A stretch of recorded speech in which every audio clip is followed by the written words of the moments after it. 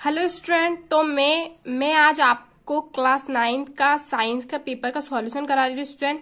मैंने इसके आगे के क्वेश्चनों के सॉल्यूशन आपको प्रोवाइड करा दिए स्टूडेंट। यदि आपने पेपर नहीं देखा हुआ है तो चैनल को सब्सक्राइब कर लीजिए, क्योंकि मैंने अपने चैनल में इस पेपर के सारे क्वेश्चनों का वीडियो बना के डाला हुआ है। तो मैंने आपके लिए एक और वीडियो बनाया है जिसमें मैंने आपको सारे के सारे वस्तुनिष्ठ प्रश्नों को सॉल्व करा दिया है और समझाया कि इसका आंसर ऐसा क्यों है। तो अब हम आ चुके हैं प्रश्न नंबर 5वां में।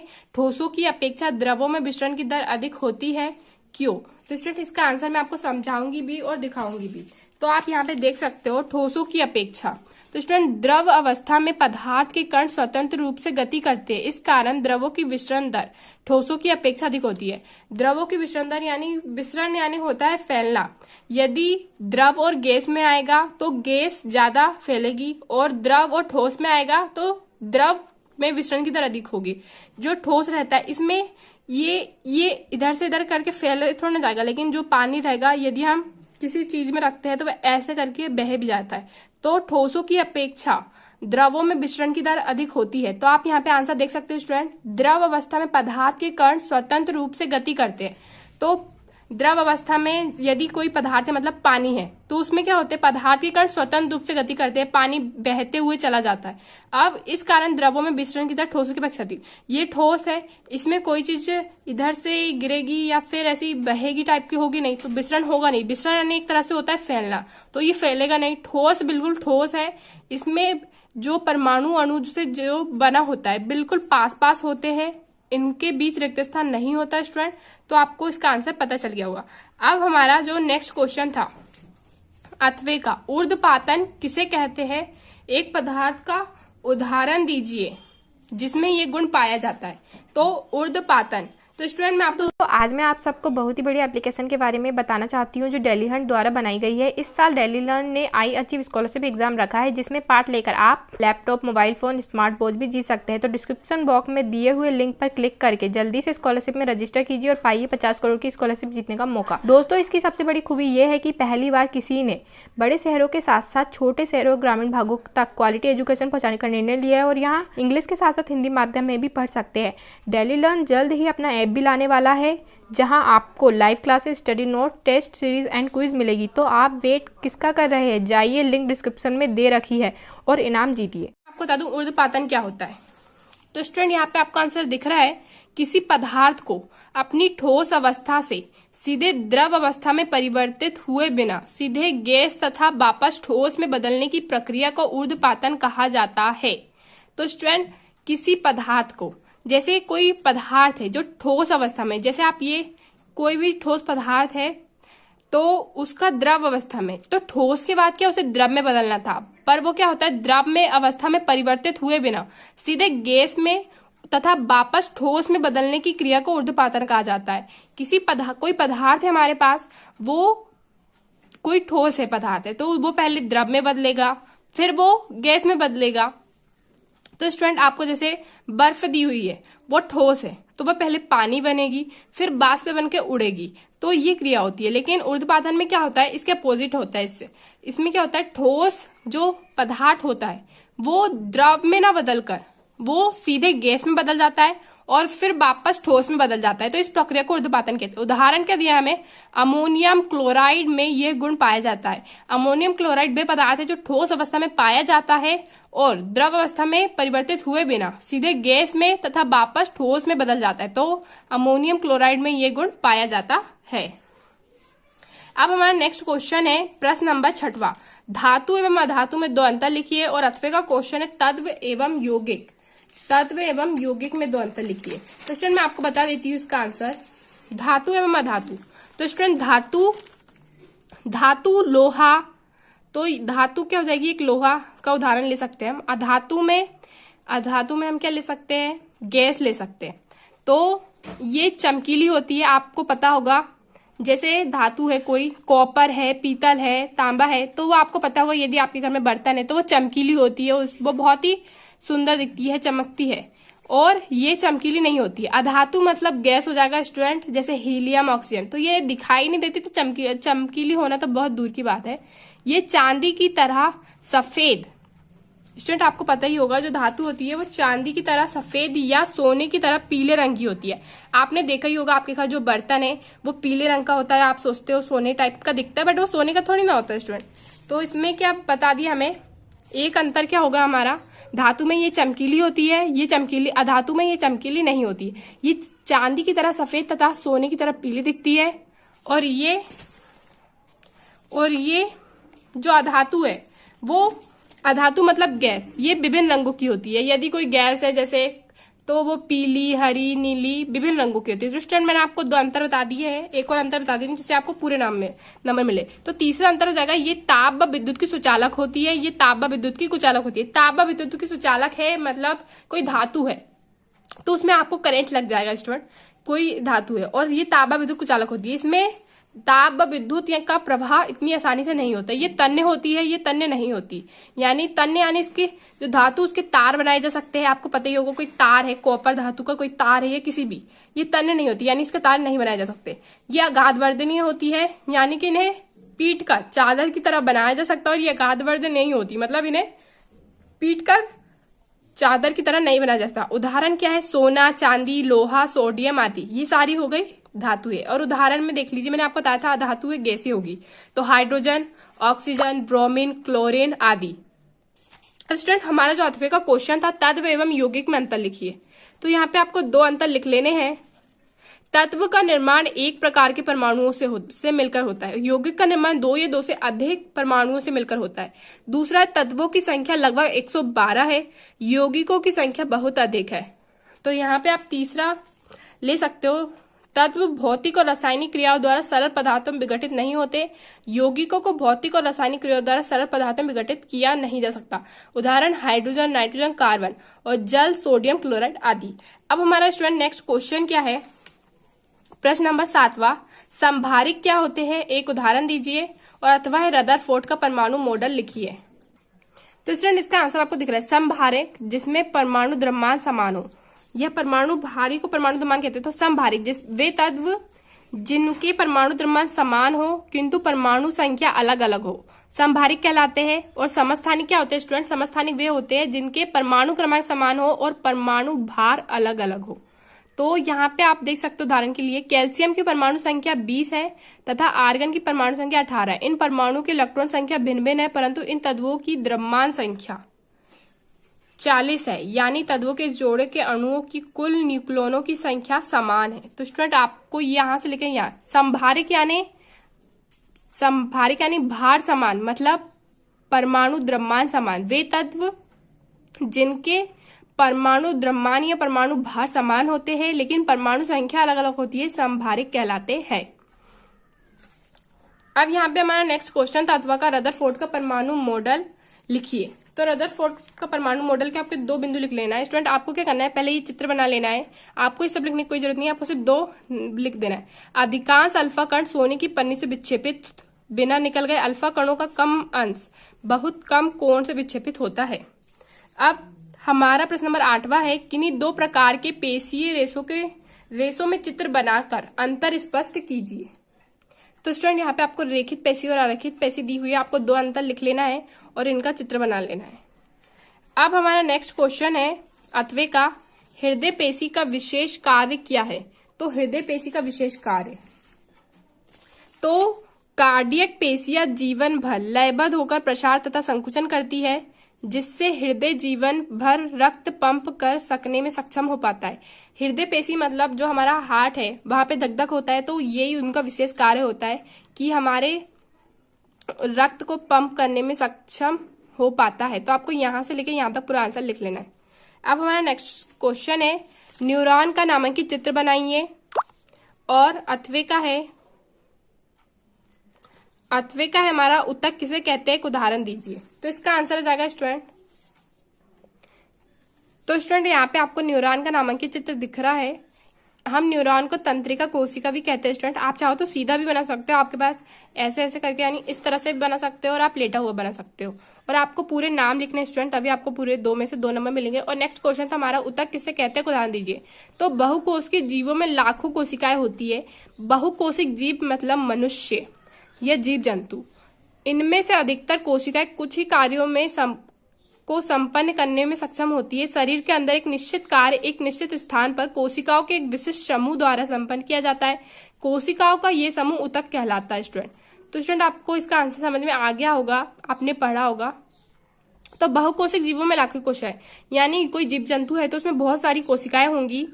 तो इनमें से अधिकतर कोशिकाएं कुछ ही कार्य, यानी जो हमारे शरीर में कोशिकाएं होती है वो कुछ कोशिकाएं क्या होती है, सिर्फ बहुत कम कार्य करने को सक्षम होती है। तो शरीर के अंदर एक निश्चित कार्य एक निश्चित स्थान पर कोशिकाओं के एक विशिष्ट समूह, तो कुछ कोशिकाएं समूह में एकत्रित हो जाती है और उस कार्य को पूर्ण करती है। तो उस समूह को क्या कहते हैं, वो ऊतक कहलाता है। अब हमारा नेक्स्ट क्वेश्चन स्टूडेंट आप देख सकते हो यहाँ पे प्रश्न नंबर 10वां, औसत चाल किसे कहते हैं और अथवा त्वरण किसे कहते हैं, इसका सूत्र एवं मात्रक बताइए। तो इसका आंसर आ जाएगा स्टूडेंट, तो स्टूडेंट इसका आंसर आ जाएगा किसी वस्तु के वेग में इकाई समय में होने वाला परिवर्तन त्वरण कहलाता है। इसे ए द्वारा दर्शाया जाता है। तो स्टूडेंट इसका मात्रक होता है मीटर प्रति सेकंड स्क्वायर। यहाँ पे दिया हुआ नहीं है, आपको लिख लेना है मीटर प्रति सेकंड स्क्वायर। तो किसी वस्तु के वेग में इकाई समय में होने वाला परिवर्तन त्वरण कहलाता है। इसे ए द्वारा दर्शाया जाता है। अब हमारा जो अथविक नेक्स्ट औसत चाल किसे कहते हैं, तो औसत चाल का है किसी वस्तु द्वारा तय की गई कुल दूरी उसकी औसत चाल कहलाती है। किसी वस्तु द्वारा तय की गई कुल दूरी उसकी औसत चाल कहलाती है। तो स्टूडेंट यहाँ पे हमारे 10 तक के सारे आंसर खत्म होते हैं। अब हम क्वेश्चन नंबर 11 में पहुंचते हैं।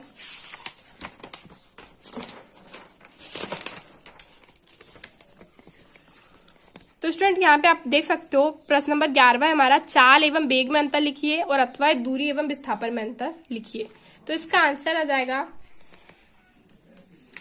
तो स्टूडेंट इसका आंसर आ जाएगा किसी वस्तु द्वारा एकांक समय में चली गई दूरी चाल कहलाती है और किसी वस्तु द्वारा एकांक समय में किसी निश्चित दिशा में चली गई दूरी वेग कहलाती है। चाल एक अदिश राशि है, वेग एक सदिश राशि है। और अथवा का जो क्वेश्चन था दूरी एवं विस्थापन में अंतर है, तो किसी निश्चित समय अंतराल में किसी वस्तु द्वारा तय की गई लंबाई को दूरी कहा जाता है और किसी निश्चित दिशा में दो बिंदुओं के मध्य तय की गई लंबवत दूरी को विस्थापन कहा जाता है। ये एक अदिश राशि है, एक सदिश राशि है। दूरी हमेशा धनात्मक होती है, विस्थापन धनात्मक ऋणात्मक और शून्य भी हो सकता है। दूरी का ऐसी मात्रक मीटर है, विस्थापन का मात्रक भी मीटर होता है। तो स्टूडेंट अब हमारा नेक्स्ट क्वेश्चन है गुरुत्वाकर्षण का सार्वत्रिक नियम एवं सूत्र लिखिए। और अथवे का क्वेश्चन है मुक्त पतन से आप क्या समझते हो। तो इसका आंसर यहाँ पे स्टूडेंट आपको दिख रहा है, न्यूटन का गति संबंधी द्वितीय। आपका जो क्वेश्चन है गुरुत्वाकर्षण का सार्वत्रिक नियम, तो इसका आंसर क्या जाएगा स्टूडेंट, तो गुरुत्वाकर्षण का सार्वत्रिक नियम यहाँ पे आपको देखो, दो वस्तुओं के बीच लगने वाला बल दोनों वस्तुओं के द्रव्यमानों के गुणनफल के समानुपाती तथा उनके बीच की दूरी के वर्ग के व्युत्क्रमानुपाती होता है। ये गुरुत्वाकर्षण का सार्वत्रिक नियम कहलाता है। तो F बराबर G(m)(m)/d²। जैसे कोई वस्तु उसका द्रव्यमान m है और दूसरी वस्तु उसका द्रव्यमान m है और उनके बीच की दूरी d है, तो उसने क्या बोला, इस नियम के अनुसार दो वस्तुओं के बीच लगने वाला बल दोनों वस्तुओं के द्रव्यमानों के गुणनफल के समानुपाती। तो F समानुपाती क्या जाता, F समानुपाती जाता m × m और उन बीच की दूरी के व्युत्क्रमानुपाती। तो F समानुपाती 1/d²। यदि हम दोनों को मिला के लिखते हैं स्टूडेंट, तो यह जाता F समानुपाती m × m/d²। तो यहाँ पे हमने नियतांक हटाया, इसलिए यहाँ पे जी लग गया स्टूडेंट, जिसे गुरुत्वीय नियतांक कहते हैं बराबर करके। तो आपको समझ में आ गया होगा। अब हमारा जो नेक्स्ट क्वेश्चन था मुक्त पतन से आप क्या समझते हो। तो मुक्त पतन देख लीजिए स्टूडेंट, पृथ्वी के गुरुत्वीय आकर्षण बल के कारण सभी वस्तुएं उस अवस्था में जब वे मुक्त हो अर्थात बाह्य बल न लगाया गया हो पृथ्वी पर नीचे की ओर गिरती है। इस गति को मुक्त पतन कहते हैं। अब हमारा नेक्स्ट क्वेश्चन है पानी की सतह पर रखने पर कोई वस्तु क्यों तैरती है या डूबती है। अथवे का क्वेश्चन है आर्किमिडीज का सिद्धांत लिखिए। तो यहाँ पे स्टूडेंट आपको आंसर दिख रहा है, पानी की सतह पर रखने पर पानी के घनत्व से कम घनत्व की वस्तु पानी पर तैरती है, जबकि पानी के घनत्व से अधिक घनत्व की वस्तुएं डूब जाती है। यानी घनत्व के कारण यदि किसी वस्तु का घनत्व अधिक है पानी से तो वह डूब जाएगी और कम है तो वह पानी में तैरेगी। प्रश्न नंबर 11 है आर्किमिडीज का सिद्धांत लिखिए। तो आर्किमिडीज एक ग्रीक वैज्ञानिक थे। उन्होंने पानी द्वारा वस्तुओं पर लगाए जाने वाले उत्प्लावन बल के विषय में एक सिद्धांत प्रतिपादित किया, जिसके अनुसार जब किसी वस्तु को तरल में पूर्ण या आंशिक रूप से डुबाया जाता है तो वस्तु ऊपर की दिशा में एक बल का अनुभव करती है जो वस्तु द्वारा हटाए गए तरल के भार के बराबर होता है। तो स्टूडेंट अब हमारा नेक्स्ट क्वेश्चन है प्रश्न नंबर 14, ध्वनि कैसे उत्पन्न होती है अथवा एक चमगादड़ द्वारा अपना शिकार पकड़ने के लिए पराध्वनि का उपयोग किस प्रकार करता है, वर्णन कीजिए। तो स्टूडेंट इसका आंसर आपको दिख रहा है, ध्वनि ऊर्जा का एक रूप है जो हमारे कानों में श्रवण संवेदन उत्पन्न करती है। ये वस्तुओं के कंपन करने के कारण उत्पन्न होती है। अब हमारा 8वें का क्वेश्चन था, चमगादड़ अपना शिकार पकड़ने के लिए पराध्वनि का उपयोग किस प्रकार करता है, वर्णन कीजिए। तो आपको चमगादड़ का चित्र नहीं बनाना है स्टूडेंट, सिर्फ यहाँ पे आपको यहाँ से आंसर लिखना है। चमगादड़ द्वारा पराध्वनि उत्सर्जित होती है तथा अवरोध का कांटों द्वारा परिवर्तित होती है। चमगादड़ गहन अंधकार में अपने भोजन को खोजने के लिए उड़ते समय पराध्वनि उत्सर्जित करता है तथा परिवर्तन के पश्चात इसका संसूचन करता है।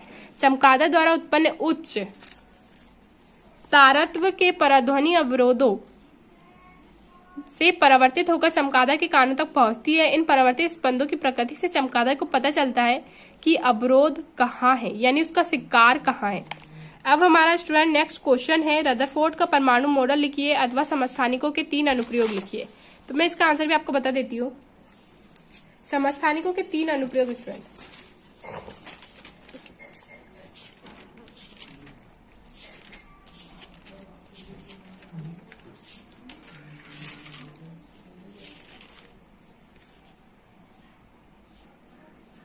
तो स्टूडेंट समस्थानिकों के 3 अनुप्रयोग यहाँ पे आपको दिख रहा है। यूरेनियम के एक समस्थानिक का उपयोग परमाणु भट्टी में ईंधन के रूप में होता है। कैंसर के उपचार में कोबाल्ट के समस्थानिक का उपयोग होता है। घेंगा रोग के इलाज में आयोडीन के समस्थानिक का उपयोग होता है। तो यहाँ पे आपको 3 समस्थानिक के अनुप्रयोग दिख गए। अब यहाँ पे हमारा नेक्स्ट क्वेश्चन है, क्वेश्चन नंबर 16, माइटोकॉन्ड्रिया को कोशिका का बिजली घर क्यों कहते हैं अथवा है प्लास्टिड क्या है, क्लोरोप्लास्ट के 2 कार्य लिखिए। तो स्टूडेंट मैं आपको बता दूं, इसका आंसर हो जाएगा तो माइटोकॉन्ड्रिया जीवन के लिए आवश्यक विभिन्न रासायनिक क्रियाओं को करने के लिए माइटोकॉन्ड्रिया एपी के रूप में ऊर्जा प्रदान करते हैं। माइटोकॉन्ड्रिया में दोहरी झिल्ली होती है, वे बाहरी झिल्ली छिद्रित होती है, भीतरी झिल्ली बहुत अधिक वलित होती है। ये वलय एटीपी बनाते हैं। एटीपी कोशिका की ऊर्जा है। शरीर नए रासायनिक यौगिकों को बनाने तथा यांत्रिक कार्य के लिए एटीपी में संचित ऊर्जा का उपयोग करता है। इस कारण माइटोकॉन्ड्रिया को कोशिका का बिजली घर भी कहते हैं। अब प्लास्टिड क्या है, क्लोरोप्लास्ट के 2 कार्य। तो यहाँ पे आपका आंसर दिख रहा है स्टूडेंट, आपको लिख लेना है और याद कर लेना है। अब स्टूडेंट हमारा क्वेश्चन नंबर 17 है, संक्रामक एवं असंक्रामक रोगों में अंतर लिखिए और एक उदाहरण दीजिए अथवा रोगों से बचने हेतु 3 उपाय लिखिए। तो स्टूडेंट आपको यहाँ पे इसका आंसर दिख रहा है, वे रोग जिनके तात्कालिक कारण सूक्ष्मजीव होते हैं उन्हें संक्रामक रोग कहते हैं। इसका कारण यह है कि सूक्ष्मजीव समुदाय में फैल सकते हैं और इनके कारण होने वाले रोग भी इनके साथ फैल जाते हैं। असंक्रामक कुछ रोग ऐसे होते हैं जो संक्रामक कारकों द्वारा नहीं होते, उनके कारक भिन्न होते हैं। ये कारक जो सूक्ष्मजीव नहीं है परंतु समुदाय में फैल सकते हैं, बहुधा आंतरिक व असंक्रामक होते हैं। जैसे कुछ प्रकार के कैंसर अनुवांशिक असामान्यता के कारण होते हैं। उच्च रक्तचाप का कारण भी अधिक वजन तथा व्यायाम न करना आदि है। ऐसे रोग कारक असंक्रामक रोगों की श्रेणी में आते हैं। तो रोग फैलने, यहाँ पे रोगों से बचने हेतु 3 उपाय। तो रोगों से बचने हेतु 3 उपाय यहाँ पे स्टूडेंट आपको लिखना है। रोगी को अन्य व्यक्तियों से दूर रहना चाहिए। खांसी सर्दी जैसे रोग होने पर खांसते व छींकते समय रुमाल का प्रयोग करना चाहिए ताकि हवा पर संक्रमण न फैले। खुले स्थान पर रहे जिससे उन्हें सांस आए। सूक्ष्मजीवों से बचने के लिए साफ जल पीना चाहिए। हमें स्वयं अथवा आसपास के वातावरण की स्वच्छता का ध्यान रखना चाहिए। संक्रामक रोगों के निवारण हेतु समय समय पर टीकाकरण करवाना चाहिए। अब हमारा प्रश्न नंबर 18 है, फसल उत्पादन में वृद्धि के 3 उपाय अथवा अंतरा फसलीकरण क्या है, इसका क्या लाभ है। तो स्टूडेंट इसका आंसर आपको दिख रहा है। फसल उत्पादन में सुधार की प्रक्रिया में प्रयुक्त गतिविधियों को निम्न प्रमुख वर्गों में बांटा गया है। पहला, फसलों की किस्मों में सुधार, फसल उत्पादन प्रबंधन, फसल सुधार प्रबंधन। अब इसके 8वें का जो क्वेश्चन था, अंतरा फसलीकरण क्या है, तो इसका आंसर आपको यहाँ पे दिख रहा है। इस विधि में 2 अथवा 2 से अधिक फसलों को एक ही एक ही खेत में निर्दिष्ट पैटर्न पर उगाते हैं। कुछ पंक्तियों में एक ही प्रकार की फसल तथा उनके एकांतर में स्थित दूसरी पंक्तियों में दूसरी प्रकार की फसल उगाते हैं। उदाहरण सोयाबीन प्लस मक्का तथा बाजरा प्लस लोबिया। फसल का चुनाव इस प्रकार करते हैं कि उनकी पोषक तत्वों की आवश्यकता भिन्न भिन्न हो, जिससे पोषकों का अधिकतम उपयोग हो सके। इस विधि द्वारा पीड़क व रोगों को एक प्रकार की फसल के सभी पौधों में फैलने से रोका जा सकता है। इस प्रकार दोनों फसलों से अच्छा उत्पादन प्राप्त किया जा सकता है। तो स्टूडेंट हमारा नेक्स्ट क्वेश्चन है क्वेश्चन नंबर 19। डोल्टर के परमाणु सिद्धांत के प्रमुख बिंदु लिखिए अथवा है निम्नलिखित के सूत्र लिखिए। Sodium oxide, aluminium oxide, sodium sulphide तथा कैल्शियम कार्बोनेट। तो स्टूडेंट सोडियम ऑक्साइड का सूत्र होगा Na2O, एल्यूमिनियम ऑक्साइड होगा Al2O3 और सोडियम सल्फाइड Na2S और कैल्शियम कार्बोनेट हो जाएगा CaCO3। तो आपको ये 4 सूत्र अच्छे से याद कर लेने हैं। अब हमारा जो 8वें का क्वेश्चन था डोल्टन के परमाणु सिद्धांत, तो यहाँ पे आपको लिख लेना है सभी द्रव्य परमाणु से निर्मित होते हैं। परमाणु अविभाज्य सूक्ष्मतम कण है जो रासायनिक अभिक्रिया में ना तो सृजित होते हैं और ना ही उनका विनाश होता है। दिए गए तत्व के सभी परमाणु का द्रव्यमान एवं रासायनिक गुण समान होते हैं। भिन्न भिन्न तत्वों के परमाणु के द्रव्यमान तथा रासायनिक गुण भिन्न भिन्न होते हैं। भिन्न भिन्न तत्वों के परमाणु परस्पर छोटी पूर्ण संख्या के अनुपात में संयोग कर यौगिक निर्मित करते हैं। किसी भी यौगिक में परमाणुओं की सापेक्ष संख्या एवं प्रकार निश्चित होते हैं। अब हमारा स्टूडेंट नेक्स्ट क्वेश्चन है प्रश्न नंबर 20। कवक जगत के 4 लक्षण लिखिए और 8वें का जो क्वेश्चन है हमारा वर्ग मत्स्य एवं जल स्थल जल के 2-2 लक्षण लिखिए। तो इसका आंसर भी मैं आपको बता देती हूँ। तो स्टूडेंट इसका आंसर आपको यहाँ पे दिख रहा है। ये विषम पोषी होते हैं। ये सभी जीव स्वपोषी कोशिका भित्ति युक्त होते हैं। ये बहुकोशिक पादप है। इसमें ब्रायोपाइट आवृत बीजी पादप सम्मिलित है। इनका अध्ययन सूक्ष्मदर्शी द्वारा किया जाता है। अब इसके 8वें का जो क्वेश्चन था वो यहाँ पे आपको दिख रहा है क्वेश्चन वर्ग मत्स्य एवं जल स्थल के 2-2 लक्षण। तो शरीर पर सल्क पाए जाते हैं वर्ग मत्स्य और श्वसन तंतुमय क्लोम द्वारा होता है। और वर्ग जल स्थल शरीर पर सल्क नहीं पाए जाते, श्वसन क्लोम अथवा फेफड़ों द्वारा होता है। अब स्टूडेंट यहाँ पे आपको एक न्यूमेरिकल दिया है जिसे मैं आपको सॉल्व करके बताती हूँ। प्रश्न नंबर 21 में एक ट्रक विराम अवस्था से किसी पहाड़ी से नीचे की ओर नियत त्वरण से लुढ़कना शुरू करता है। ये 20 सेकंड में 400 मीटर की दूरी तय करता है। इसका त्वरण ज्ञात करें। अगर इसका द्रव्यमान 60 टन है तो इस पर लगने वाले बल की गणना करें।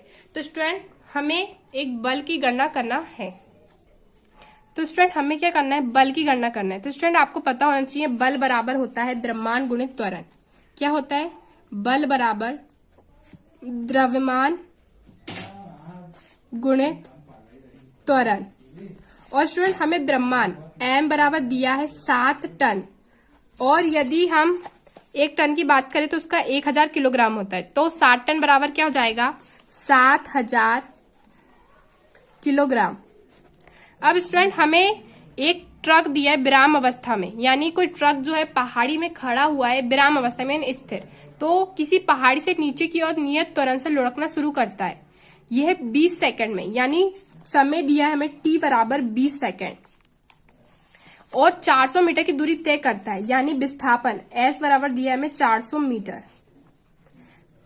तो इसका त्वरण ज्ञात करें। तो स्टूडेंट s t ये सब कौन से फॉर्मूले में आते हैं। तो स्टूडेंट आपको गति का दूसरा समीकरण याद होगा, s बराबर ut plus half at square.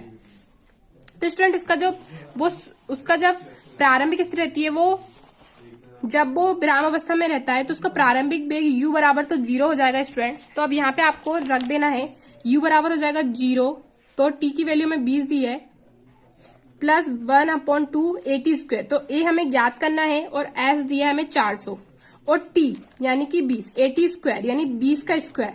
तो 400 गुण बराबर और 0 का गुणा 20 से करेंगे 0 ही होगा हाफ।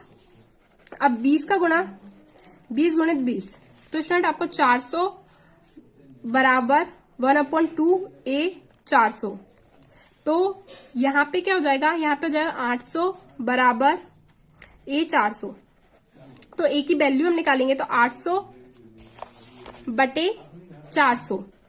तो यहाँ पे जो त्वरण आ जाएगा वो क्या जाएगा, 2 मीटर प्रति सेकंड स्क्वायर।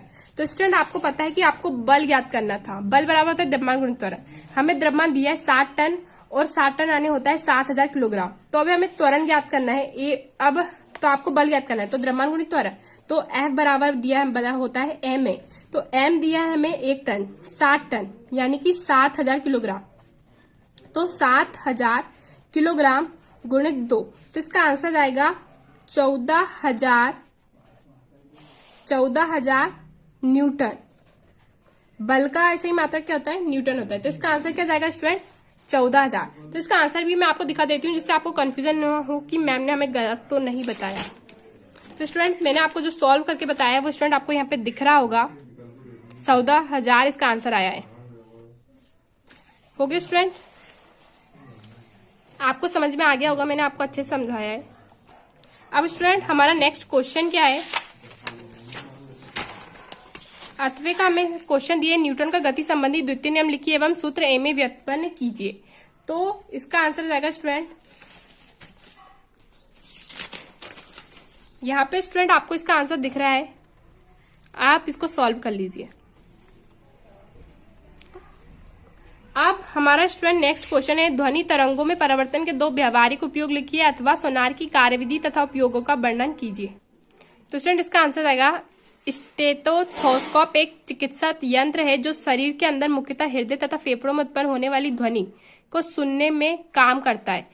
और दूसरा है, कंसर्ट हॉल, सम्मेलन कक्षों तथा सिनेमा हॉलों की छतें वक्राकार बनाई जाती है जिससे कि परिवर्तन के पश्चात ध्वनि हॉल के सभी भागों में पहुंच जाए। तो ध्वनि तरंगों के परिवर्तन के 2 व्यवहारिक उपयोग यहाँ पे हो गए स्टूडेंट। और जो 8वें का क्वेश्चन था हमारा, 8वें का क्वेश्चन था सोनार की कार्यविधि तथा उपयोगों का वर्णन कीजिए। तो सोनार क्या होती है स्टूडेंट, सोनार एक ऐसी युक्ति है जिसमें जल में स्थित पिंडों की दूरी, दिशा तथा चाल मापने के लिए पराध्वनि तरंगों का उपयोग किया जाता है। प्रेषित पराध्वनि तरंगे उत्पन्न करती है। तो ये तरंगे जल में चलती है तथा समुद्र तल में पिंड से टकराने के पश्चात परिवर्तित होकर संसूचक द्वारा ग्रहण कर ली जाती है। संसूचक पराध्वनि तरंगों को विद्युत संकेतों में बदल देता है। जल में ध्वनि की चाल तथा पराध्वनि के प्रेषण तथा की गणना की जाती है जिससे ध्वनि तरंगे परिवर्तित हुई। सोनार की तकनीक का उपयोग समुद्र की गहराई ज्ञात करने तथा जल के अंदर स्थित चट्टानों, घाटियों, पनडुब्बियों, हिमशैल, डूबे हुए जहाजों आदि की जानकारी प्राप्त करने के लिए किया जाता है। तो स्टूडेंट यहाँ पे हमारे सारे के सारे आंसर खत्म होते हैं स्टूडेंट। तो स्टूडेंट आपको ये मेरा वीडियो पसंद आया तो लाइक, शेयर और सब्सक्राइब करना ना भूले स्टूडेंट। और यदि आपको इस आंसर का PDF चाहिए तो टेलीग्राम चैनल को ज्वाइन कर लीजिएगा। मैंने टेलीग्राम चैनल की लिंक डिस्क्रिप्शन बॉक्स में दी हुई है। Thank you for watching.